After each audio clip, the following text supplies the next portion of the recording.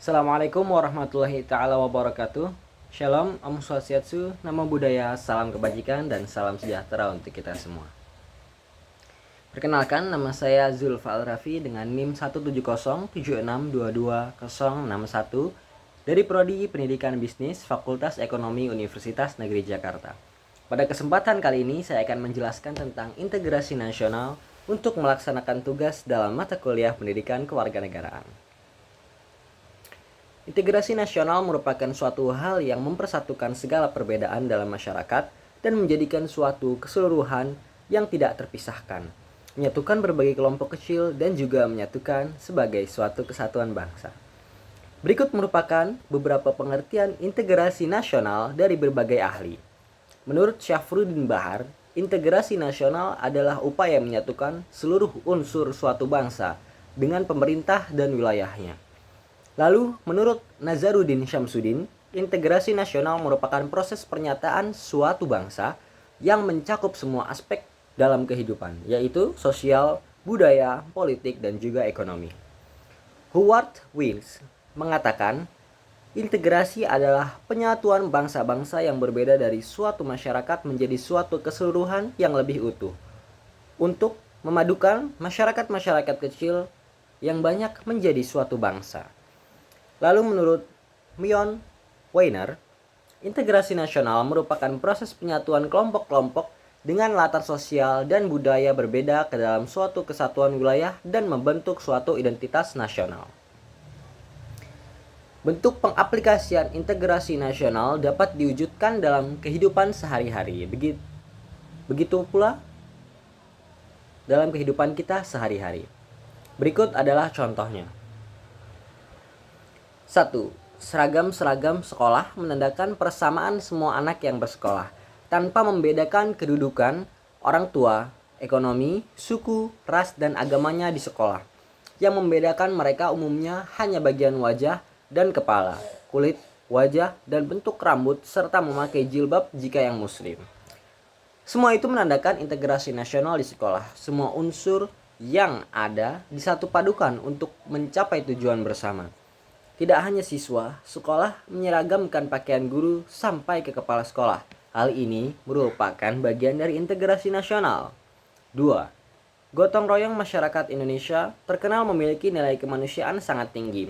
Gotong royong dalam masyarakat meninggalkan banyak perbedaan di belakang untuk mencapai tujuan bersama. Dengan bergotong royong, semua permasalahan yang ada menjadi lebih ringan.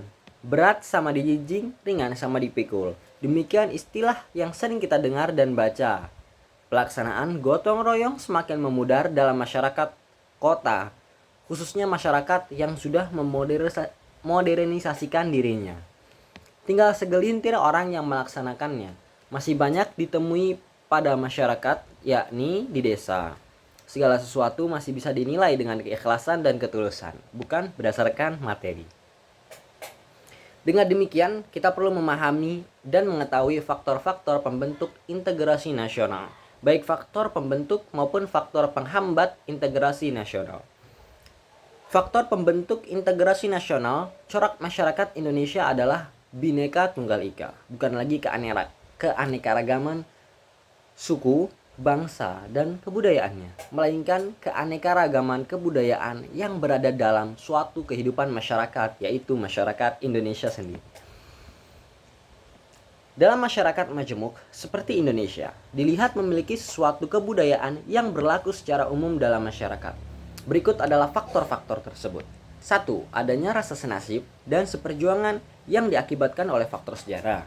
2. Adanya ideologi nasional yang tercermin dalam simbol negara yaitu Garuda Pancasila dan semboyan Bhinneka Tunggal Ika.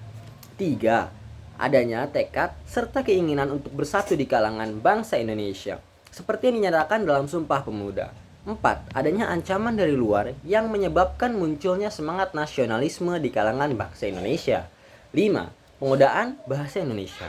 6. Adanya semangat persatuan dan kesatuan dalam bangsa, bahasa, dan tanah air Indonesia. 7. Adanya kepribadian dan pandangan hidup kebangsaan yang sama, yaitu Pancasila. 8. Adanya jiwa dan semangat gotong royong, solidaritas, dan toleransi keagamaan yang kuat. kondisi internasional dan situasi di Papua yang mempengaruhi internasionalisasi isu Papua. Permasalahan Papua muncul atas dasar pemikiran dan ambisi rakyat Papua untuk merdeka. Ada 4 persoalan yang menyebabkan munculnya konflik. Pertama adalah sejarah integrasi Papua. Kedua adalah pelanggaran HAM. Ketiga adalah kegagalan pembangunan ekonomi. Dan yang terakhir adalah identitas Melanesia. Rakyat Papua merasa didiskriminasi dan diperlakukan tidak adil oleh pemerintah Indonesia.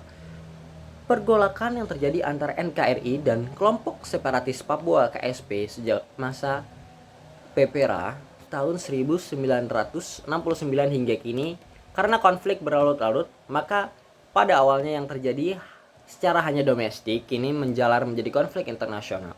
Konflik Papua kemudian menjadi sorotan masyarakat terutama ketika KSP terhubung dalam United Liberation Movement of West Papua atau ULMWP.